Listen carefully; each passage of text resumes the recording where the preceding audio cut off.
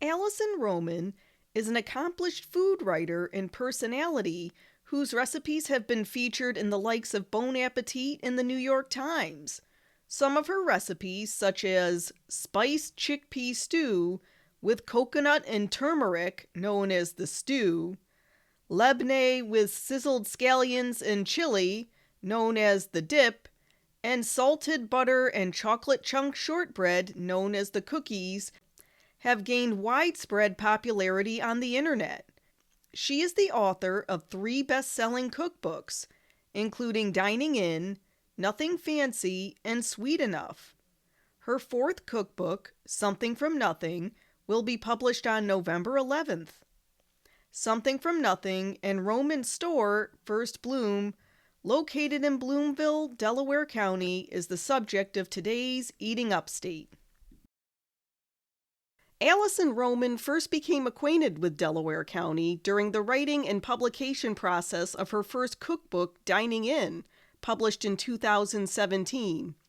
While she was there, she dined at places like Brushland Eating House, featured on Eating Upstate in 2022, and the now shuttered pizza restaurant Table on 10, located in Bloomville. Yeah, we were introduced first by a friend of mine who has a house in Andes when I was shooting Dining In up there because I just rented an Airbnb. And I asked him, do you know anyone like where I could get fish when I'm up there? And he said, well, you could ask Sohail, who owns Brushland Eating House. I can introduce you. And so he introduced us and we sort of became friendly from there. And then just became closer. And yeah, I love them so much and I love their restaurant so much. And it's such a wonderful place to have in the community. And I think they're so influential on how many people have decided to move up there and like pursue their dreams, especially in the food space. They're great. I love them so much. Like many New York City residents in the year 2020, Alison Roman found herself looking for a house in upstate New York. She struggled to find a home within her price range. However, while she was looking for a house, she discovered that the building that had housed Table on 10 was up for sale. Table on 10 closed at the beginning of the pandemic, and its owners, Inez and Justice Kempthorne, had decided to put the building up for sale to focus on their Airbnb properties. Well, I mean, I think it mostly comes down to what I could afford. And it's no secret that property in the Catskills is a bit cheaper than Manhattan or the Hamptons or Brooklyn. And I think just for me at the time, I was single and was sort of looking for a place that I could put roots down, regardless of if I got married one day or where the wind blew me. I just was like ready for something, and buying property within New York City or Brooklyn felt impossible and remains to feel impossible. But so I thought, okay, well, I can buy this building and I can stay there while I renovate it to be a store one day. And so slowly sort of was able to take my time. And I thought, okay, well, if I own the property that the grocery store is in, then I don't have to pay rent. So then that's affordable. I don't owe anyone money as a I'm my own landlord. And if it doesn't work out, I can always Airbnb it. Like I felt like I had a bunch of options, but ultimately it was sort of like the right place, right time. And that specific property became available. I wasn't looking to open a grocery store in the area necessarily. I was looking for a house, and I was sort of like almost immediately following the pandemic priced out because everybody started moving, and I just wasn't in the bracket to afford the houses that I was looking at. But somehow this place, Table on 10, came on the market, and I thought, wow, like that could be the exact solution that I, a single person who one day dreams of opening a grocery store, this could be that place. And it turned out to be, I think, just right. Roman purchased the building in February 2021. After purchasing the property, Roman spent time trying to figure out the best use for the space. She considered many options, including a wine bar and an Airbnb, before settling on opening a grocery store. Well, I think that because I had never done this before, I had never owned my own business in this way, I didn't really know what to expect. And I think that because I also had like I wanted it to be flexible. I wanted it to be like, okay, well, maybe it'll be a wine bar, maybe it'll be a this, maybe it'll be a that. And I needed to kind of sit in the space, spend more time in the area, and figure out like what was actually going to be realistic and attainable. And like also service the community, like what was going to be like the best thing for everyone, I think.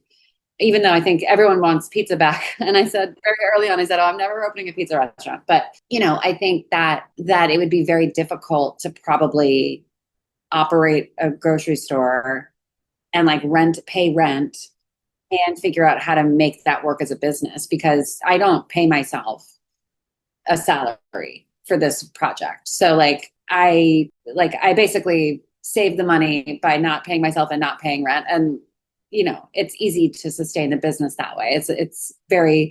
It becomes very affordable when you own the property. First Bloom opened on Labor Day weekend 2023. The opening of First Bloom coincided with another major event in Roman's life, getting married. It was overwhelming. Yeah, it was my hope that we were going to open in May, but we didn't end up opening until Labor Day. So it wasn't the intention to open at the same time as I was getting married, but it is sort of just how it happened. And the alternative was to like push the opening to October because I was going on a honeymoon and the wedding. It was like, it just felt like it was sort of now or never. And we were ready. So it didn't feel necessary to hold the date just to but yeah, it was crazy. It was totally not something I recommend. But, a lot of people I know that open restaurants or bars or stores, they have like a baby at the same time, or they're moving apartments at the same time, or, life events tend to cluster together for whatever reason. And it's just like the way the universe unfolds sometimes. But yeah, it was pretty hectic, but we got through it. First Bloom carries pantry items from brands like Burlap and Barrel, as well as their own brand.